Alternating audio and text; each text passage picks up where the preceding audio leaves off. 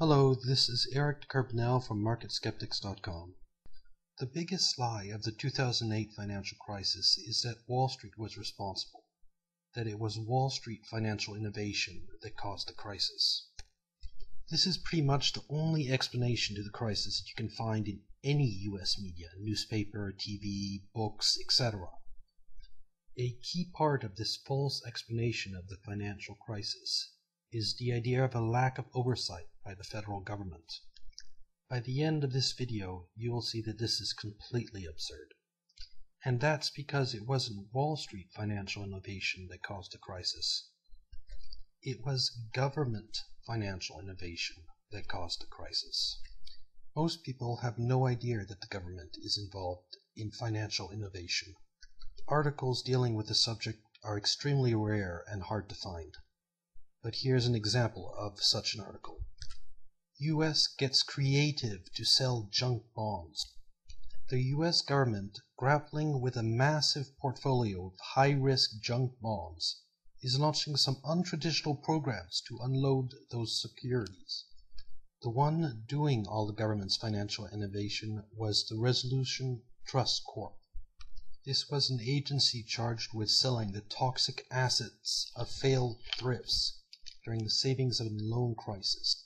What the RTC did was it collateralized big pools of these loans to make them more marketable. In other words, it turned toxic loans into AAA securities. It was the first one to do it. Now let's talk a little more about why the government created the subprime mortgage market. Here's how the savings and loan crisis cleanup worked. The Office of Thrift Supervision took over failing institutions and handed them to the RTC to sell or liquidate. These sorry thrifts usually had a negative net worth, meaning their assets, toxic loans, were less than their liabilities, what was owed to depositors. To dispose of a thrift, the RTC had to make up the difference. That is, they needed to take the toxic loans and sell them, and whatever still needed to be paid to make depositors whole, the RTC had to come up with that. Problem was the agency's pockets were empty. This is because Congress didn't want to turn over money for this because it was so unpopular. To summarize, the RTC had billions of dollars in toxic assets, which were costing the agency money every quarter, and on the other side it has these billions of dollars in depositors that need to be paid off. So what's the solution? Invent new ways to market less than sterling merchandise. In other words, create the subprime market. And that's exactly what the RTC did. As we see here, the RTC created a competitive market for the 30% of its loans not being paid back. Alright, so far we have confirmed that 1. The government is involved in financial innovation. 2. The government had a motive to create the subprime market. Next, let's confirm that the government was responsible for all the financial innovation which led to the 2008 financial crisis.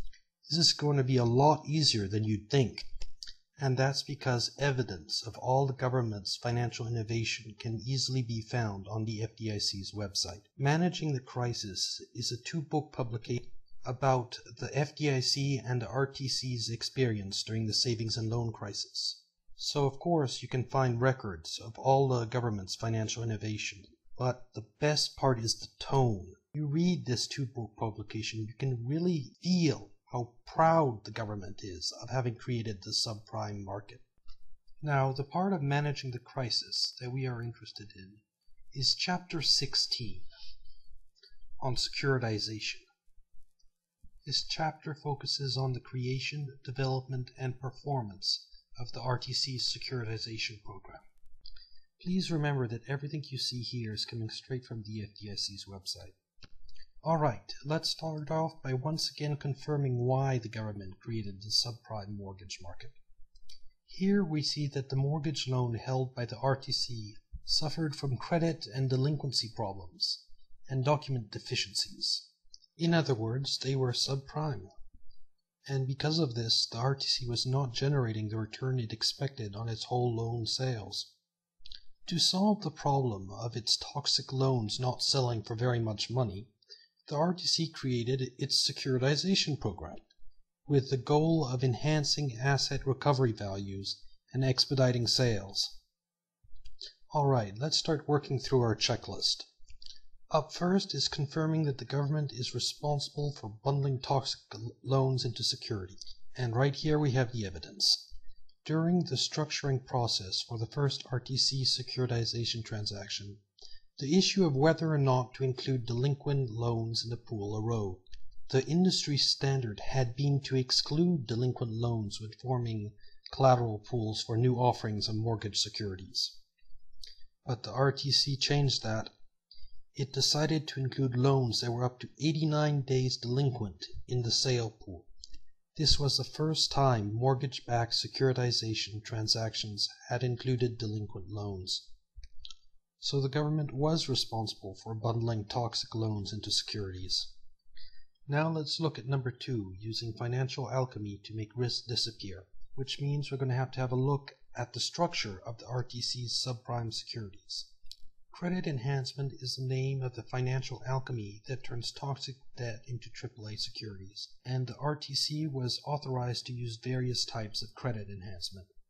Mortgage pool insurance, bond insurance, bank letter of credit, reserve fund or spread account, over-collateralization, and senior subordinated structures. Now all the things I just said were used to enhance subprime debt during the 2008 financial crisis. When the RTC decided to securitize loans originated by multiple lenders with loan documents missing and real estate taxes and insurance premium in arrears, it resulted in the highest level of credit enhancement ever assessed by the rating agencies. So we can check off number 2 on our list and go on to number 3, designing complex financial structures to hide the fraud. This one's easy. The RTC has been credited with creating unique and complex securitization structures to sell its commercial mortgage loan.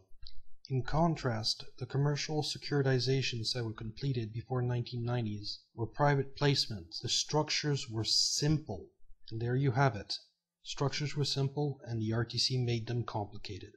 The RTC's transactions also did not allow the servicer much flexibility to work out delinquent loans. Anyone have trouble getting a mortgage modification lately? Well, you can thank the RTC. Now on to number 4. The biggest obstacle to the RTC's goal of creating the subprime mortgage market were the rating agencies. The rating agencies used the Great Depression as a benchmark to estimate the level of losses on the RTC's securities. They weren't fooled at all by the credit enhancement. The RTC wasn't happy. It decided that loss estimates needed to be revised because Moody's methodology had no mechanism for changing estimates. The RTC devised its own method for estimating losses, its own model. So in 1994, the RTC began generating loss estimates. In May 1996, the FDIC compared the actual and expected loss estimates. The comparison showed that the rating agencies were extremely conservative in their estimates. For example, the rating agencies' expected losses averaged approximately 29%. The FDIC's model averaged 12%, and the RTC financial advisor estimates were 7%. The actual losses were 7%. So because the losses estimated by the rating agencies were severely overstated, the government got them to change them. As of June 1997, rating agencies were forced to adopt the government's models, marking the beginning of the biggest housing bubble in U.S. history. Now let's go over the government's role in marketing toxic security. For this, I'm going to use the only article I've found that correctly blames the government for the 2008 financial crisis. The RTC still had to convince the market that its novel products could float. The job would have been nearly impossible for any entity without the RTC's government credentials and massive loan inventory. They managed to convince people to buy these things because it was RTC. The sheer volume of RTC issuance put non-standard asset-backed securities on the map. And that's how government financial innovation led to the 2008 financial crisis.